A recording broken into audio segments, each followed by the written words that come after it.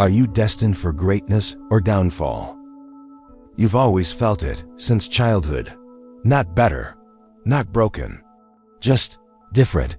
Maybe they called you too sensitive, too intense, too much. But somewhere inside, something ancient whispered, "This is not random." What if this feeling you've carried all your life isn't a curse, isn't even a gift, but a quiet code calling you home?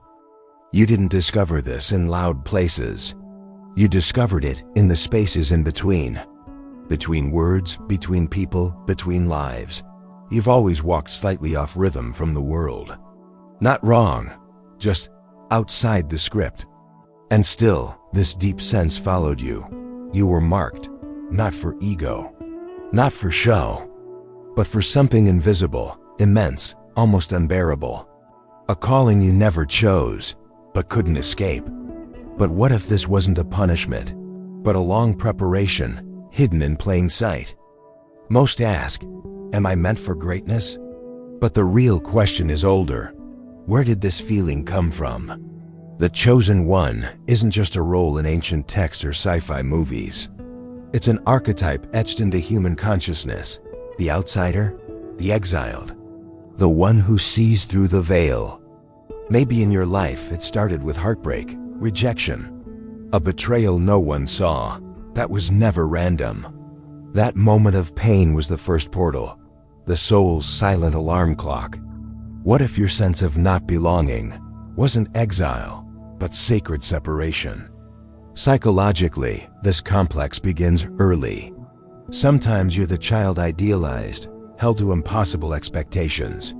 Other times you're the one forgotten, learning to self-soothe in silence. So your mind whispers, if I endure this, it must mean something. Maybe I was born for more. That belief becomes a fire. It pushes you to rise, to create, to transcend. But fire burns too. You begin comparing constantly, measuring your worth by your output, confusing exhaustion for purpose, and you wear the smile of someone strong, while silently breaking underneath. But what if this inner pressure isn't your enemy, but the sacred forge shaping your soul? Here's what no one tells you. To be chosen also means to be cracked open. The relationships that break, the dreams that collapse, the light that flickers when no one sees. And still you carry on, because somewhere along the way, you believed you weren't allowed to fall. But maybe, just maybe, the moment you fall apart is when the divine can finally reach you. You've seen the pattern. Moses fled to the desert. Joseph fell into the pit. Jesus vanished into the wilderness. Not to be destroyed, but to be dismantled, rewired, aligned, and seeds. They must split underground before ever rising to the light.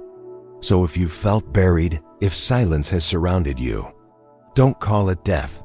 Call it descent, sacred disintegration. Before the rise, what if your loneliness was not abandonment, but divine alignment in disguise? Even when you begin to awaken, resistance shows up. Sometimes it wears a face, a toxic person, a familiar distraction. Other times it's invisible, doubt, shame, a pull back into smallness. Some call it spiritual warfare. Others call it the subconscious clinging to old scripts. Call it what you will, but you feel it. And here is the edge. Can you discern what must stay from what your soul has already outgrown? Because if you can't, you'll mistake your past for safety. So what now? Do you chase greatness? No, you remember. You stop performing and start listening. You stop proving and start aligning. Ask yourself, do I believe I must suffer to matter? Am I confusing productivity with purpose? Because awakening doesn't always look like power. Sometimes it looks like surrender, silence, reclaiming your rhythm. And maybe, for the first time, you stop trying to shine and simply become the light. You are not broken. You are blooming through pressure. Maybe you were chosen not to lead crowds or stand above, but to walk through darkness, carrying your own torch, not to speak louder, but to feel deeper, because the true chosen ones aren't the loudest, they're the ones still listening when the world forgets how. So what if this complex you've carried isn't about ego at all, but about a soul agreement you made before this life began? And what if the greatest shift of your life hasn't happened yet? There's a hidden side to the chosen one identity, a truth most never uncover. It's the turning point between rising in truth or collapsing in illusion. And we'll explore that together very soon.